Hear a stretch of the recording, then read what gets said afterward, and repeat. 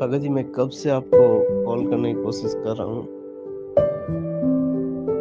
मुझे आप ये मेरी एक शंका है, मुझे ये बताइए, मेरी भक्ति सही से नहीं हो पा रही क्योंकि मेरी पूरी परिवार ने नाम लिया हुआ था, लेकिन काल जाल ने ऐसे गिरा कि कुछ मुश्किलें आ गई और सब लोग ने नाम खंड कर दिया।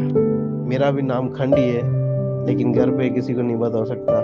आप बोलेंगे कि आप दुनिया से लड़ो, आप आराम से गुरु जी का नाम ले आराम से लड़ो, ऐसा नहीं हो सकता पवनदास जी। आप समझ रहे हो, ऐसा हालत नहीं है, क्योंकि मैंने 1 साल पहले आपको कॉल किया था तो मेरे फादर हॉस्पिटल में थे। मैंने दोनों की सुनी, आपकी भी सुनी और आश्रम वालों की भी सुनी, लेकिन मेरा परिवार इसलिए नाराज था मुझसे कि मेरे फादर नहीं बच पाए। उनका कहना था कि भाई, जब हम लोग सत्संग देखते, बाद में जब इंटरव्यू होते थे भक्तों के, वो कहते थे हम नाम लेते ही हमें इतना फायदा हो गया। और मेरी मदर ने मुझसे यही पूछा कि बेटा, अगर इतना सब लोगों को सिर्फ नाम लेते ही फायदा हुआ, हमने सबने नाम लिया और अखंड ज्योति होती थी हमारे घर पे, लेकिन तुम्हारे पापा नहीं बच पाए और हमारे घर की परिस्थिति बहुत खराब हो गई। आप तो बड़ी आसानी से कह देंगे भगत जी के आप दिया का सॉरी आप भक्ति करो, गुरुजी सब सही करेंगे। मैं जानता हूँ गुरुजी भगवान है, मैं मान रहा हूँ, उनको भगवान ही मानता हूँ मैं। लेकिन आज मैं चाहता हूँ आप मुझे बताइए मैं क्या करूँ जिससे मालिक मेरे पे राजी हो और मेरे परिवार पे राजी हो। मेरे को 2 नाम मिले हैं, दोनों ऑनलाइन मिले हैं, सार नाम नहीं मिला है। 2 नाम, पहले 2 नाम मिले मुझे। तो आप बताइए भाई, मैंने गलती कर दी, दूसरा नाम मैंने जल्दी ले लिया, शायद मैं उसके लिए तैयार नहीं था। अगर आप फोन पे बात कर सके तो मेरी बहुत मुश्किलें कम होंगी। सच्चाई भगत जी, आप कह रहे हैं ना कि भाई आप जिन लोगों की स्थिति बहुत अच्छी है उनके लिए कहना आसान है। मेरी स्थिति पे यदि आप जी आकलन करोगे ना तो भगत जी पैरों के तले से जमीन खिसक जाएगी।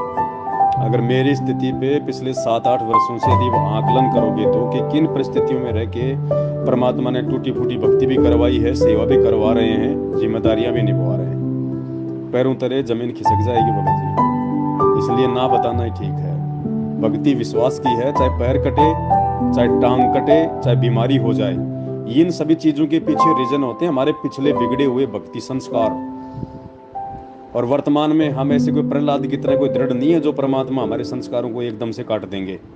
तो भाई इसका एक ही तरीका है, द्वार धनी का पड़ा रहे चाहे धक्के धनी का खाए, 100 काल जग जोड़ ही पर द्वार छोड़ना चाहे। भक्ति करते रहना है और भक्ति तभी होगी जब पहले हम ज्ञान से अच्छे से अवगत हो जाएंगे कि ये भगवान सही है, इसका ज्ञान सही है और मैं जिस मार्ग पे लग रहा हूँ ये मार्ग 1000% सही है।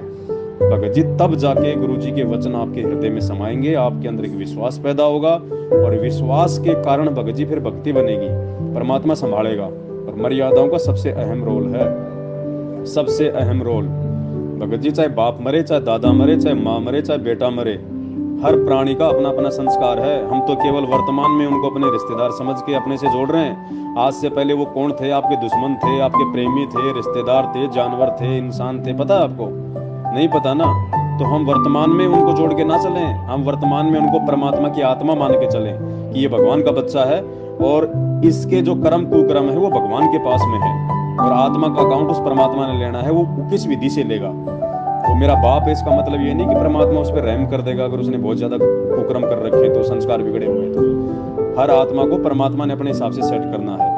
तो यदि ज्ञान से हम इन चीजों को, इन रिश्तेदारों को अपने आप से हटा के भक्ति मार्ग पे चलेंगे तो भगत जी हम भक्ति मार्ग में ज्ञान को आधार बना के आगे बढ़ पाएंगे।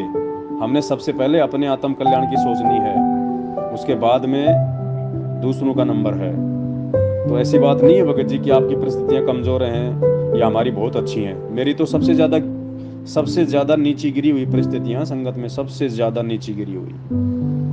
वो तो परमात्मा ने दया करी। 5 महीने पहले मालिक ने सौपन में आकर दास को ये कहा कि बेटा आज के बाद में तेरी सारी समस्याएं समाप्त, तूने बहुत संघर्ष किया, तूने बहुत मेहनत की, आज के बाद में तेरे जीवन में जो है बल्कि नया युग आएगा, नई शुरुआत होगी, तुझे कोई परेशानी, तुझे कोई दिक्कत नहीं होगी बेटा। उसके बाद से अभी मालिक की दया हुई है भगत जी, नहीं, मेरे बाप ने तो मुझे जिंदगी में आर्थिक समस्या के कारण कभी साइकिल तक लाके नहीं दी। 8 साल तक मैं भगत जी 9 किलोमीटर जो है पैदल जाया करता था। ये तो मेरा ये बाप है जिस बाप ने मुझे 20 लाख की गाड़ी दे दी। तो बताओ भगत जी कौन सा बाप दयालु हुआ। लेकिन ये देगा कब। परमात्मा कहते हैं कम से कम आपको इस भक्ति मार्ग में 5 वर्ष देने पड़ेंगे। 5 वर्ष। हम एक छोटा सा पेड़ लगाते हैं आम का, वो भी 5-6 साल पहले भगत जी वो फल नहीं देता, जबकि उससे पहले वो कितनी मेहनत मांगता है कि भक्ति में आपको नाम लेते कहां से आपको भगत जी आम मिलने लग जाएंगे। तो समय दो भगवान को, धैर्य रखो, विश्वास रखो, तब बात बनेगी भगत जी। भगवान ने जो वचन बोल दिए वो सर्वदा सत्य हैं, लेकिन हमने उन वचनों पे विश्वास के साथ में खरा उतरना पड़ेगा। सत साहेब। भगत जी आपने बहुत सही बोला। आपकी बात सुन के सबसे आंखों में आंसू आ गए। ये गो मालिक की दया है। नहीं सब लोग, मैं कई दिन से आपकी कोई वीडियो नहीं देख रहा था, 2 दिन से देखी, बहुत अच्छा लगा। मुझे आपसे बात करनी है, ऐसा लग रहा है आपसे थोड़ी देर बात करूं। आपकी भक्ति सही है, मैं ऐसे नहीं बोल रहा हूँ। मुझे गुरुजी पे कभी ही संदेह नहीं है। मैं दुष्ट आत्मा हूँ जो नियमों पे नहीं कर रहा हूँ, भक्ति नहीं कर रहा हूँ। बस मुझे रास्ता दिखाओ कि मैं इस कठिन समय में मालिक को याद करके और मालिक मेरे साथ खड़ा रहे।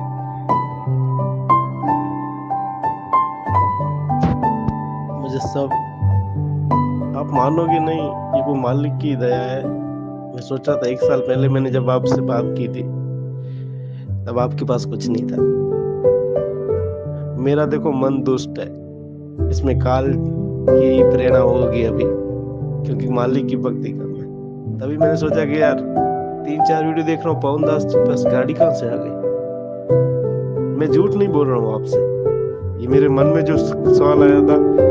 मैंने अपने भगत भाई से बात की, उसने बोला कि यार पवन दास वाला रास्ता सही लग रहा है मुझे।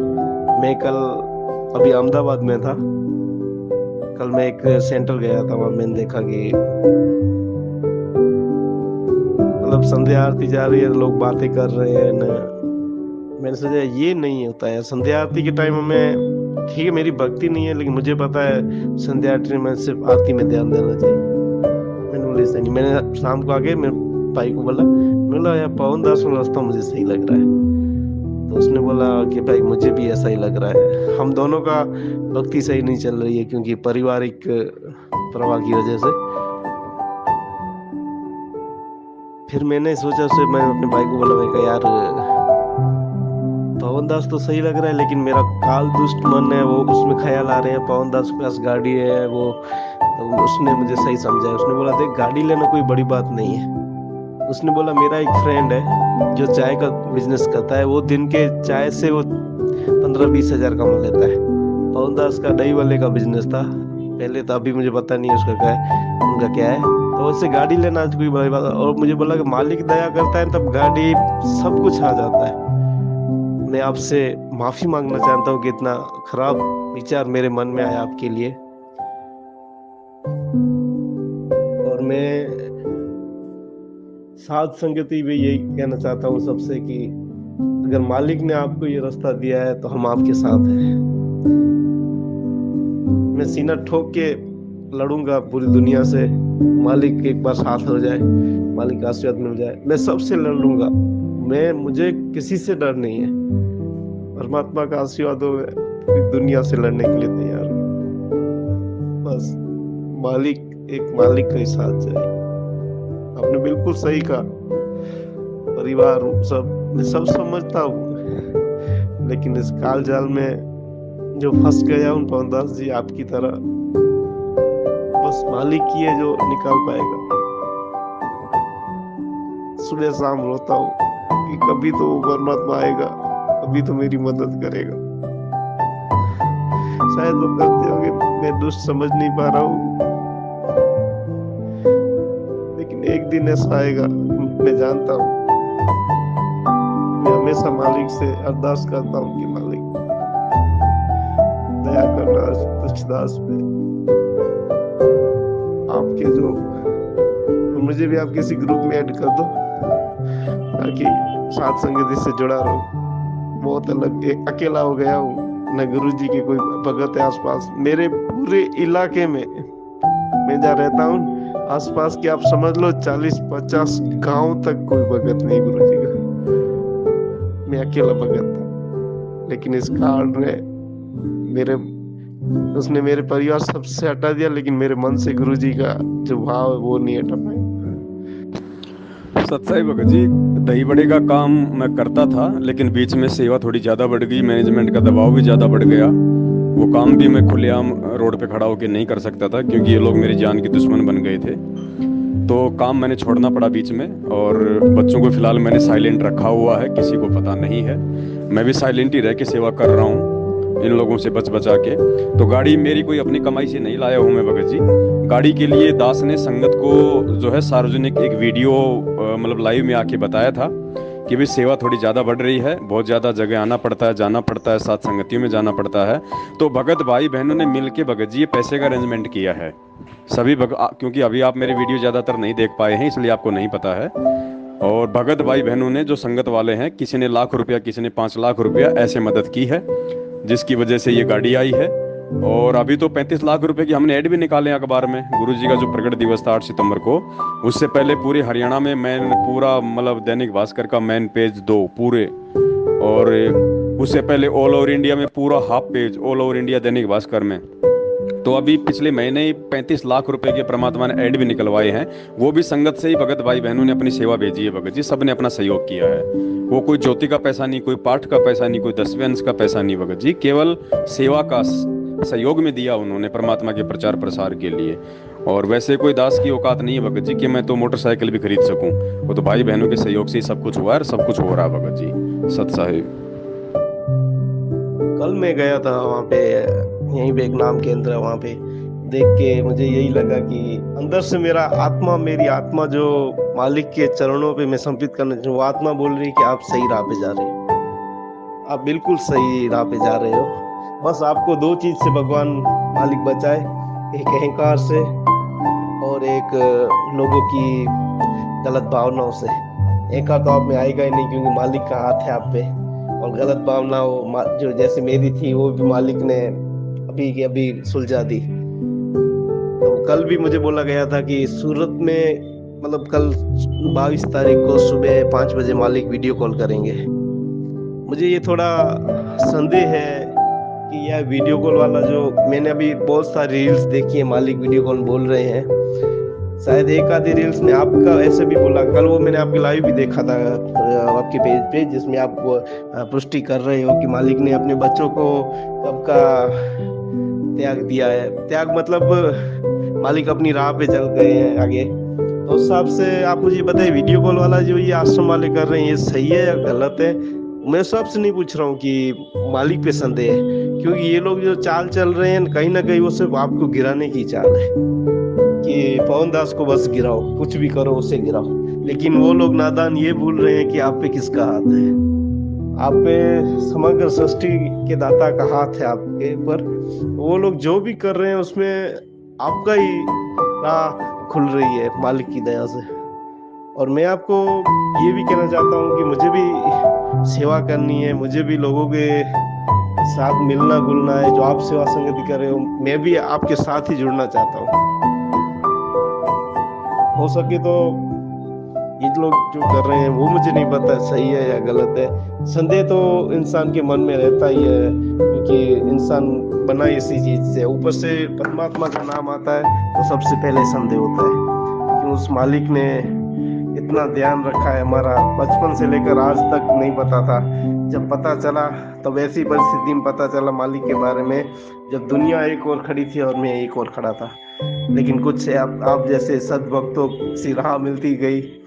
आज भी बहुत कंफ्यूज हूँ लाइफ में, लेकिन इतना जरूर है कि मालिक भगवान है। ये तो बात सिर कट जाए धड़ अलग हो जाए, लेकिन ये बात मैं कभी ऐसे नहीं कहूँगा गलत है कि मालिक भगवान नहीं है।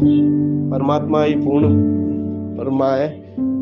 है, उनसे ऊपर कोई नहीं है। इस बात को लो मेरी।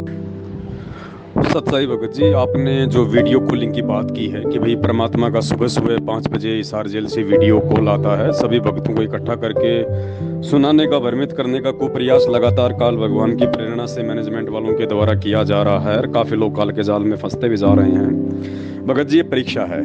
इतना ज्ञान दे के भगवान दबा के परीक्षा लेगा भगत जी, क्योंकि जब भगवान ने 27 साल से दबा के अपना तत्व ज्ञान दिया है तो परीक्षा भी ठोक बजा के लेगा भगत जी, तना तन ढोल के डंके पे लेगा भगत जी। और वही परीक्षा चल रही है। अब परमात्मा देखना यही चाह रहे हैं कि नालायको, तुमने सबसे पहले तो अपने गुरु को भगवान माना कि नहीं माना, क्योंकि कबीर परमात्मा के मार्ग में खुद कबीर परमात्मा स्वयं गुरु की भूमिका करता है। दूसरा कोई माई का लाल उसका काम कर ही नहीं सकता। एक ने करने का प्रयास किया था, सृष्टि रचना ढंग से पढ़ ली होगी आपने। सृष्टि रचना भगवान ने इसीलिए पढ़ाई थी कि हमारी आंखें खुल जाए और हम परमात्मा के मार्ग में अपनी तरफ से अटपट करना छोड़ दें। लेकिन मैनेजमेंट ने अटपट करना नहीं छोड़ा, बहुत बड़ा धोखा खा गया। बड़े बड़े लोग आज भगत जी कुत्ते की तरह दर दर की ठोकर खाते हुए फिर रहे हैं, संगत के दान पे आराम की टोक तोड़ रहे हैं। तो सबसे बड़ी जो शिक्षा थी कि परमात्मा के काम में रोड़ा नहीं पड़ना चाहिए, सबसे पहले दी गुरु जी ने सृष्टि रचना सुना के। जब परमात्मा सृष्टि की रचना करना चाह रहे थे, उस समय अचिंत ने बीच में टांग अड़ाई थी। यानी परमात्मा को मालूम पड़ गया था कि आगे चल के ये टांग अड़ाएगा, तो मालिक ने पहले ही उसको मौका दे दिया और कहा, बेटा सृष्टि रचना कर। अचिंत परेशान हो गया, सबको पता है। उसने अपने शब्द से अक्षर पुरुष की रचना करी, वो मानसरोवर में जाके सो गया। कई युग बीत गए, अचिंत ने ऊपर हाथ खड़े कर दिए, भगवान से अर्ज करी, तो भगवान ने कहा कि बेटा जिसका काम उसी को साजे और करे तो मूर्ख बाजे। तो भगत जी, सबसे पहले तो परमात्मा ये संगत को ये जचाना चाहते हैं कि नालायक को 27 साल से मैंने जो अमृत ज्ञान दिया है, उस आधार से तुमने गुरु को भगवान के रूप में जाना कि नहीं जाना। इतनी वाणियां बता दी परमात्मा ने कि गुरु और गोविंद को दो ही कर जानी, उसके घट में काल समानी। गुरु गोविंद दो नहीं भाई, जो दो समझेगा वो दो जग में जाई। ये तो छोड़ो, परमात्मा ने यहां तक कह दिया कि गुरु बड़े हैं गोविंद से, भगवान से भी बड़ा बताया। गुरु बड़े हैं गोविंद से, मन में देख विचार, हरि सुमरे सो वारी है, गुरु भजे होए पार। 7 दीप 9 खंड में गुरु से बड़ा ना कोई। अब 7 दीप 9 खंड में भगत जी पूरा 21 ब्रह्मांड आ गया। अब 21 ब्रह्मांड में तो काल भी है, दुर्गा भी है, ब्रह्मा विष्णु महेश भी है। अब इनसे बड़ा कोई जीव नहीं हो सकता। 7 दीप 9 खंड में गुरु से बड़ा ना कोई। तो 7 दीप 9 खंड में अगर उस परमात्मा को निकाल दिया जाए तो सबसे बड़ा कौन है? काल भगवान। और गुरु जी क्या कह रहे हैं कि 7 दीप 9 खंड में गुरु से बड़ा ना कोई। यानी मैं जो तुझे जो तेरे गुरु के रूप में मैं जो मिला हूं, इस 21 ब्रह्मांड में मेरे से बढ़ के काल भी नहीं है, तो काल से बढ़ के तो परमात्मा हो सकता है। ये संकेत होते हैं भगत जी वाणियों के माध्यम से, अगर कोई समझ जाए तो। परमात्मा ढोल बजा के नहीं समझाएगा, काल के साथ एग्रीमेंट है भगत जी। परमात्मा खुद यहाँ पे छुप छुपा के अपने रूप को हल्का करके, अपने नाम को चेंज करके यहाँ पे ज्ञान अपना प्रचार कर रहे हैं। वो खुल के हमें दिखाएंगे कि सामने आगे कि मैं हूँ वो कबीर परमात्मा। ना वो हनुमान जी की तरह छाती फाड़ के दिखाएंगे कि मैं हूँ कबीर परमात्मा। फिर ये 27 साल से छाती फाड़ फाड़ के ज्ञान क्यों दिया है? इसी चीज को समझाने के लिए कि जो मेरा होगा वो मुझे पहचान लेगा, जो काल का होगा वो भक्ति भी करेगा और वो धक्के भी खाता रहेगा। तो 27 साल से सबसे पहले तो भगवान ने ये समझाना चाहा कि तुमने गुरु को भगवान माना कि नहीं माना। और अगर गुरु को भगवान मान लिया तो नालायक को फिर भगवान को तुमने शब्द में माना है या तुमने उसको शरीर में माना है? भगवान को तुमने अपने से दूर माना है या अपने से पास माना है? अरे इतनी वाणियां कही। परमेश्वर कहते हैं, तेरा साईं तुझ में जो फूलों में बांस, कस्तूरी का हिरण जो फिर ढूंढत घास। के नालायक, तेरे पास में, तेरे घट में, तेरे घर में भगवान बैठा है। रोज संध्या आरती करते हैं लेकिन विचार नहीं करते। घट ही में गंगा, घट ही में यमुना, घट ही में है जगदीश। ये जगदीश कौन है भगत जी? विष्णु भगवान थोड़ी है जगदीश। जगत प्लस ईश, जो पूरे संसार का जो भगवान है, जो पालक है, जो पिता है, उसको कहते हैं जगदीश। मंगलाचरण में हमें परमात्मा एक वाणी पढ़ाते हैं, जगदम्बा जगदीशम मंगल रूप मुरारी, तन मन अर्पूसीसम भक्ति मुक्ति भंडारी। परमात्मा ने जगदम्बा और जगदीश का वहां पे सरलार्थ किया हुआ यथार्थ भक्ति बोध में। जगत प्लस अम्मा, जगदम्बा यानी जो पूरे संसार की जो माँ है, तो पूरे संसार की माँ ये सतगुरु है। और जगदीश, जगत प्लस ईश, जो पूरे संसार का स्वामी है, ये सतगुरु रामपाल जी भगवान है। तो परमात्मा ये भगत जी ये परीक्षा ले रहे हैं कि नालायक को पहली बात तो ये बताओ, सुबह 5 बजे दुनिया की कौन सी जेल से वीडियो कॉन्फ्रेंसिंग होती है? जेल खुलती 10 से शाम के 5 बजे तक है। तुम सुबह 5 बजे कौन सी वीडियो कॉल से? ये तुम्हारी बुद्धि और विवेक की परीक्षा। दूसरा परमात्मा फिर ये देखना चाह रहे हैं कि नालायकों, अगर इस मोबाइल में अगर तुम भगवान को देख रहे हो कि वीडियो कॉल हो जाएगी तो भगवान के दर्शन हो जाएंगे, तो गधो फिर मेरे जो सत्संग है वो मैंने कोई जानवर का मुंह लगा के कर रखे हैं क्या? उस सत्संगों में भी तो मैं ही कर रहा हूँ सत्संग, तो वो वीडियो क्या फिर वो कौन है? फिर अगर तुम एक मोबाइल से अगर बात करवा के अगर दिखाया जा रहा है कि ये गुरुजी है, तो तू अपने घर पे जो वीडियो में सत्संग सुनता फिर वो कौन है? तूने अपने घर की दीवारों पे जो फोटो लगा रही है वो क्या फिर आसाराम की फोटो है क्या? तू अपने घर पे जो 3 टाइम की आरती जोत जलाता है, सत्संग सुनता है, मंत्र करता है, क्या तू दीवारों के सामने दंडोत करता है जब तुझे ये विश्वास नहीं कि मेरा भगवान मेरे घर पे है? तो ये परीक्षा होती है भगत जी। इन परीक्षाओं में कोई बिरले पास होंगे। गुरुपद सेवय बिरला कोई, जहां पे कृपा साहिब की हुई। भगत जी मार खा रहे हैं लोग। 650 साल पहले जैसे विकेट गिरे थे ना 64 लाख के, आज भी धड़ाधड़ गिरने लग रहे हैं। लेकिन ये ठीक है, ये पिछली पीढ़ी है, परमात्मा ने शिक्षा और दीक्षा ठोक बजा के इसलिए दी है कि जो मेरे होंगे वो बच जाएंगे, क्योंकि ये छलना लग रहा भगत जी। छलना होता है ना, छलने में ऊपर से वो डाला जाता है अनाज, ठीक है, जो गंदगी होती है वो तो नीचे छन के आ जाती है, और जो अनाज होता है वो भगत जी छलने में रह जाता है। तो ये छलनी चल रही है 2014 बरवाला कांड के बाद से। जो परमात्मा के हीरे मोती लाल होंगे वो बच जाएंगे, और बाकी भगत जी रह जाएंगे, वो चले जाएंगे वो परमात्मा से दूर। क्योंकि हमने सतलोक जाना भगत जी, सतलोक जाने के लिए परमात्मा को चाहिए क्रीम भगत। जैसे क्या कहते हैं गुरुजी, जैसे हम आप और हम भाई, हम लोग आटा खाते हैं। आटा हम लोग किसका बनाते हैं? गेहूं का। गेहूं को हम कहां से पिसवाते हैं? चक्की से। चक्की पे भगत जी कौन सा गेहूं जाता है? हम डायरेक्ट खेत से, हमने कोई थ्रेसर से हमने गेहूं निकलवाया, क्या डायरेक्ट हम उसको चक्की पे ले जाएंगे? नहीं। क्यों? पहले हम उसकी वो करेंगे क्या? छटनी। उसके ऊपर का जो भूसा होता है हम उसको उतारेंगे, उसका जो छिलका होता है हम उसको उतारेंगे। जिस गेहूं का छिलका नहीं उतरता है वो चक्की पे नहीं जाता वो पिसने के लिए। तो भगत जी जो भगत अपने गुरु को भगवान नहीं मानेगा और विश्वास के साथ अपने घर पे बैठ के भक्ति नहीं करेगा गुरु जी की गैर हाजिरी में, तब तक भगत जी वो भगत सतलोक नहीं जा सकता। तो ये छटनी हो रही है भगत जी, छटनी हो रही है भगत जी ये। अब भगवान भी क्या करे भगत जी? अब भगवान ने ये सत्संग इसलिए तो सुना है कि मेरा और काल का एग्रीमेंट है भाई, मेरी भी कोई मजबूरी है, समझो उन चीजों को।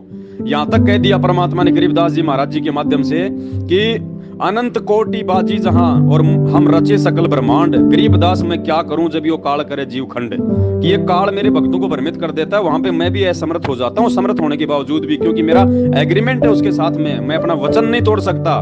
साध वचन पलटे नहीं जाए, पलट जाए ब्रह्मांड। तो ये समर्थ परमात्मा भी अपनी असमर्थता जाहिर कर देता है। और भगत जी अब इतना मतलब बेवकूफी दिखाई लोगों ने। वही बात है, परमात्मा अपनी एक वाणी में बोलते हैं भगत जी, परमेश्वर कहते हैं कि दिल का मरहम कोई ना मिलिया, जो मिलिया सो गर्जी, कहे कबीर ये अंबर फट गया, कहां तक सीमे बेचारा दर्जी।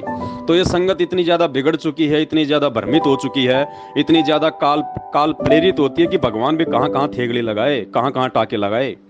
तो ये तो भगत जी खुद ने समझना पड़ेगा, खुद ने विचार करना पड़ेगा। और विचार करने के लिए भगवान ने जो आधार दिया है वो है उनके सत्संग, उनके विचार। और परमात्मा भगत जी कोई किसी का सगा नहीं है, सगा नहीं है परमात्मा। या हम परमात्मा की कोई मतलब बुआ के लड़के नहीं है जो जबरदस्ती हमारी कॉलर पकड़ के सतलोक लेके जाएगा। या परमात्मा को ऐसी कोई आवश्यकता कि वहां पे मेरी फैक्ट्री में लेबर ने काम करना बंद कर दिया, तुम नहीं जाओगे तो मेरा जो है प्रोडक्शन कहां से चालू होगा। इसलिए परमात्मा कहते हैं शीश उपाड़े और भूमि धरे और ऊपर रखे पाव, कबीर का घर से घर में तेरी गरज पड़े तो आओ। भगत जी जरूरत हमें है, भगवान को नहीं है। तो विचार आज हमने करना पड़ेगा, सोच। अगर हम इस भ्रमणा से भी बाहर नहीं निकल पाएंगे मैनेजमेंट और सत्सेवक वाली से कि कौन सही और कौन गलत है, वो परमात्मा किसको निमित्त बना के अपनी भक्ति विधि को ठीक ठाक तरीके से चला रहा है, तब तक भगत जी हम क्या निर्णय करेंगे? जब हम एक भगत को नहीं पहचान पा रहे तो सोचिए हम भगवान को कहां से पहचान लेंगे, बताइए। तो भगत जी विचार हमने खुद करना पड़ेगा। जो विचार नहीं करेगा वो जाएगा, वो परमात्मा का नहीं है। परमात्मा जबरदस्ती किसी के नीचे हाथ नहीं देगा, चाहे कोई कितना प्यारा हो, कितना अच्छा हो, कितना धनवान हो, कितना कमजोर हो। ये परमात्मा है, ये संभावी है, ये समदृष्टि है भगत जी। सत साहिब जय हो बंदी छोड़ के।